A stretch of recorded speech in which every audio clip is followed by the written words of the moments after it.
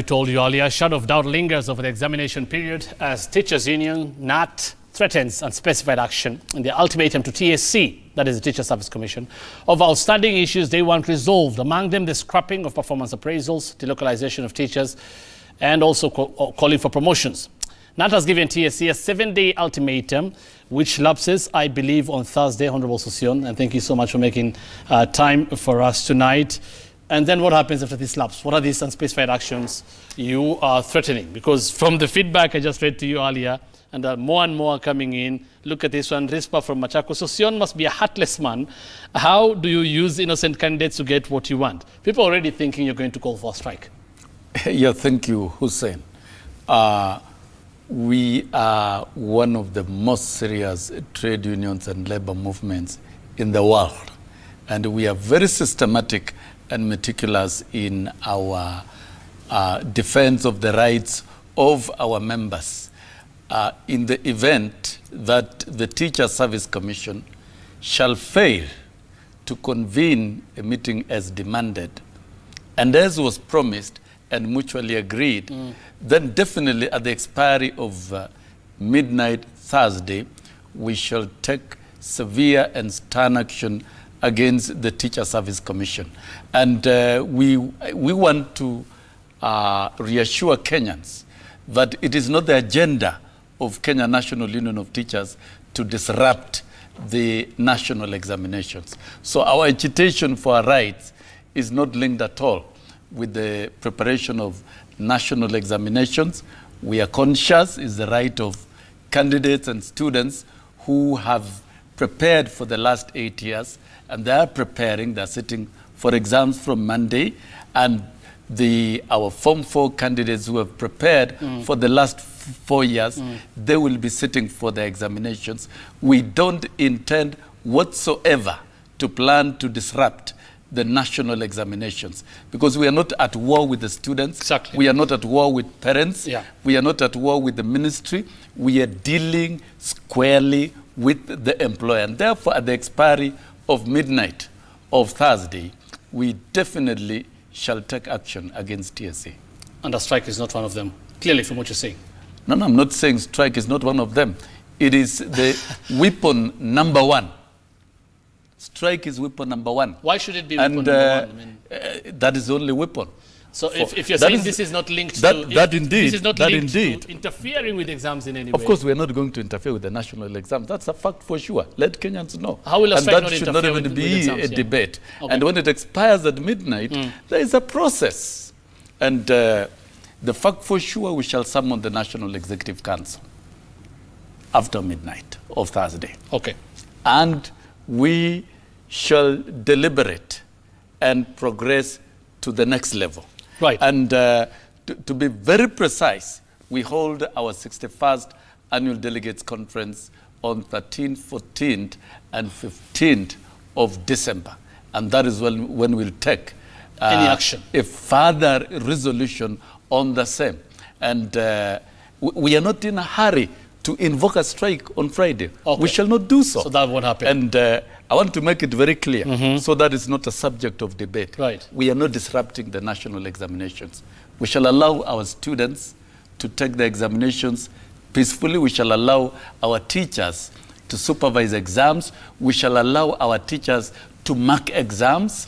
And during the ADC, we shall have put in place proper mechanisms to deal with the matters that are outstanding between us and the Teacher Service Commission. Any actions that should be, for example, any strike that you call for, if you get there, can only come after all this has happened, isn't it? Yeah, of course, okay. Definitely. That is clear now. I think most of the SMSs you're getting feedback on Twitter, people are really Kenyans concerned. don't need to panic. We are also citizens, very patriotic citizens of this country, and we know what to do when and how to do it. Okay. And definitely, after midnight of Thursday, there is no action from TSC. We will stop dealing with TSC completely and mobilize and put in place proper mechanisms to deal with TSC. There are options. Okay. It is not a must. Let's see some of those options based on some of the things you're calling for. For example, you want the scrapping of performance appraisals. TSC have been talking about this. Some are saying this is a motivator for teachers. It's provided in the Code of Regulations. TSC has argued like that for teachers and TSC Act. It is something that was negotiated, and you are part of the negotiation, and other civil servants are also undertaking it. Some of the advantages they say, for example, it has helped to curb absenteeism in schools. Why would you want it to curb? There has been a very extensive and negative propaganda rolled out by the Teacher Service Commission to disrupt our agenda. But our agenda will remain very, very, very clear. In fact, the item number one and the major item of contestation between us and the Teacher Service Commission is the promotion of teachers. Okay. It is a right. It's an incentive that is protected in the Code of Regulations. And if we are talking about the CBA, the CBA protects it very clearly. Clause 4 of the CBA makes the Code of Regulations an integral part of the CBA. And all parties sign to it.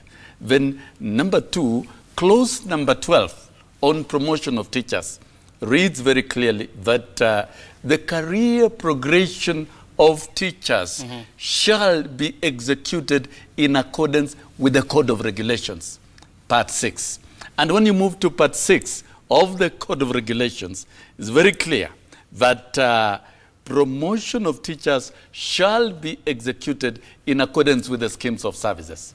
And Part 6 begins with Section 73 up to 76. Okay. I'm quoting the Code of Regulation, because teachers, it's a legal document that was approved by Parliament. Right. And therefore, our argument is right.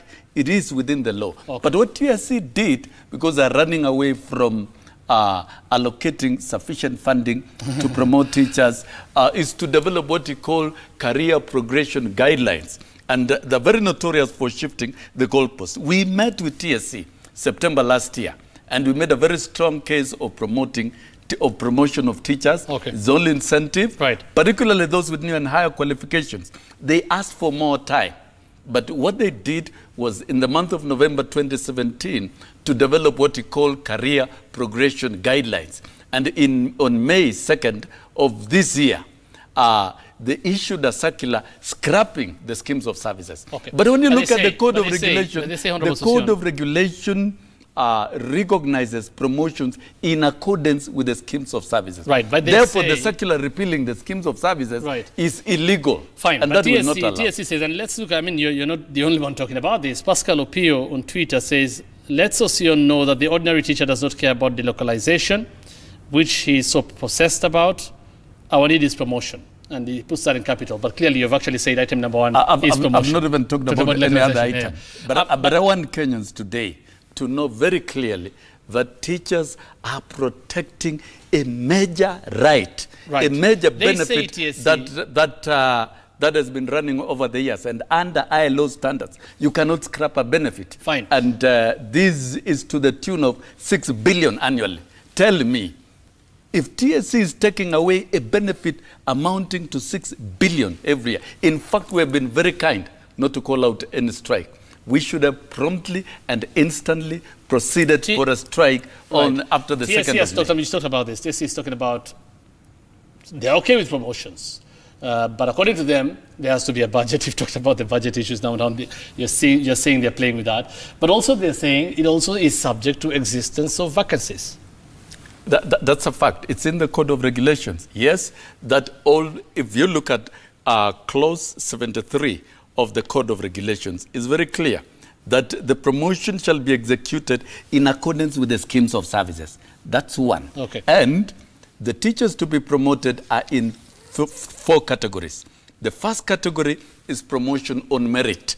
Teachers who do very well in exams and outside class activities deserve the right to promotion. That has been an incentive. And teaching service and education is about merit.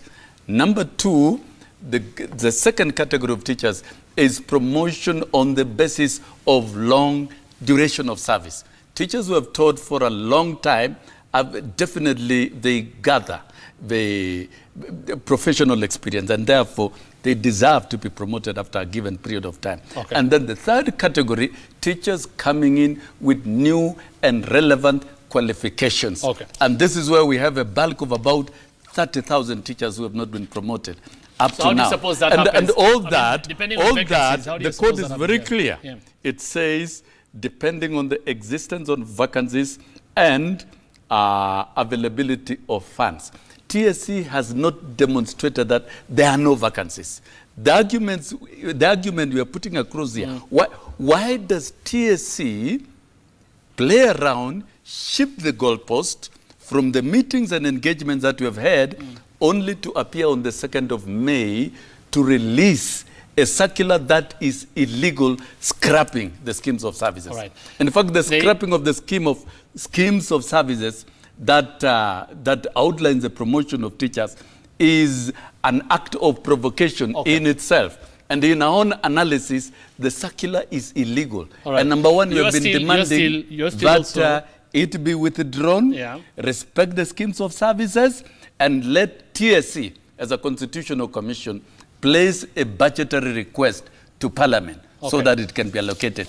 It has not done so. But you also need demonstration of that there are enough vacancies for this. There are vacancies because most of what we are talking about, particularly teachers coming with the new and higher qualification as contained in the schemes of services, are appointed to the common cadre grades. And the common cadre grades, there's no limitation as to numbers. Do you want performance appraisals scrapped? So number one item is promotion and promotion. You've made that very clear. Yeah, very clearly. Yeah. Then there are other items that we have raised, salient professional concern, the what we call performance appraisal tools that have been imposed on teachers.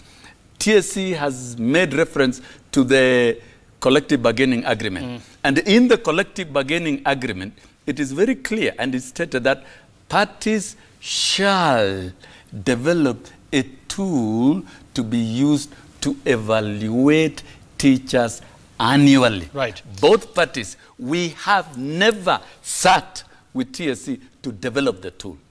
TSC has proceeded to develop a very offensive tool, a very extensive tool that in our own analysis, it constitutes high-stake teacher supervision, and it's so intensive, high stake. Yes. Why? And it has been applied because it's very extensive. You know, what's required in the document, number one, it's so long.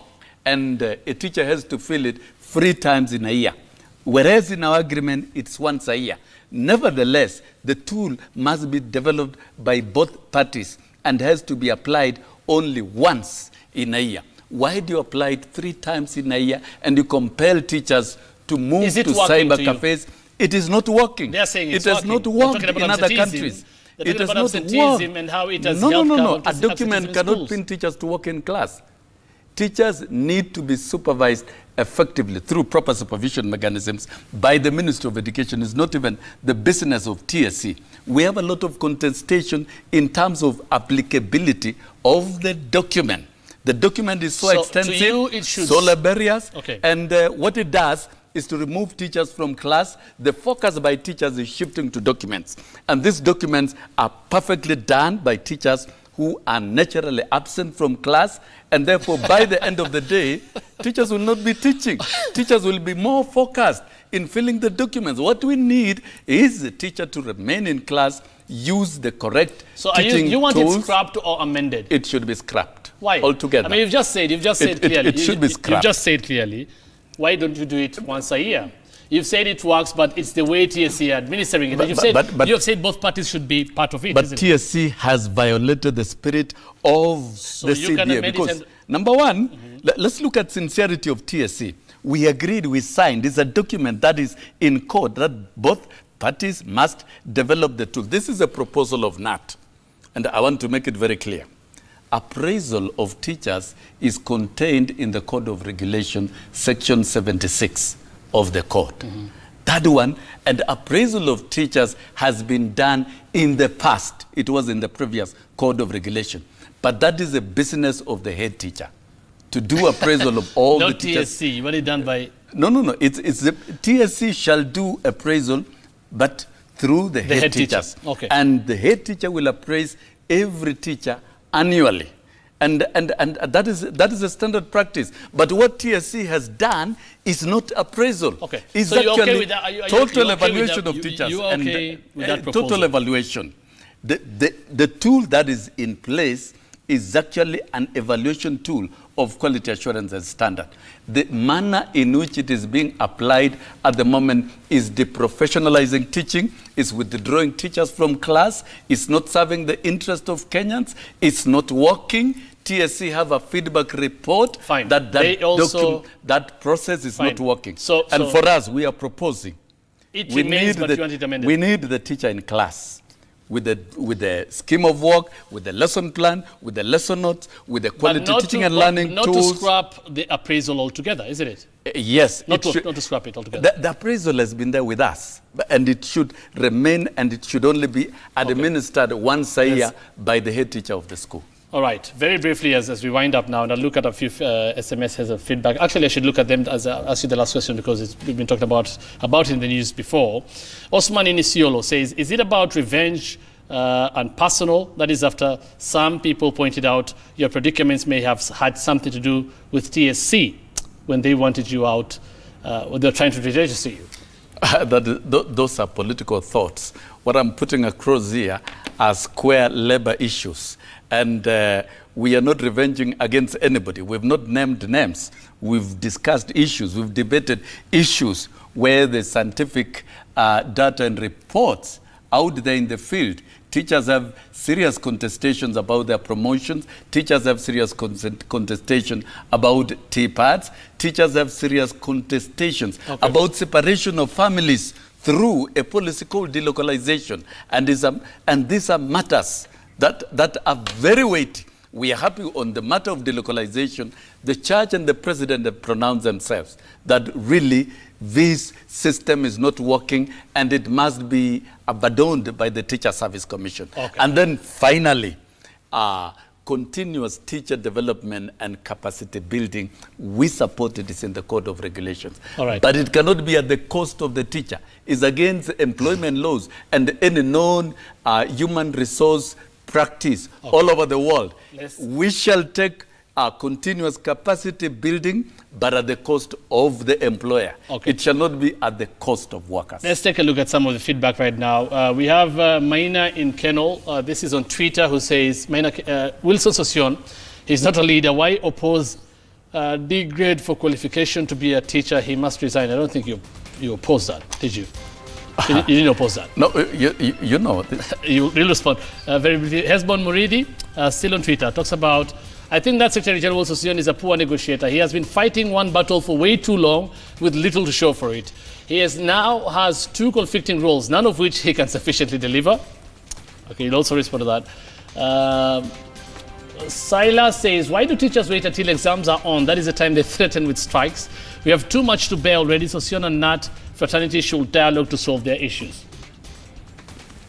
And again on Twitter, Makorwa, someone scoring a D+ is not a justification that he or she cannot teach or make another person score an A.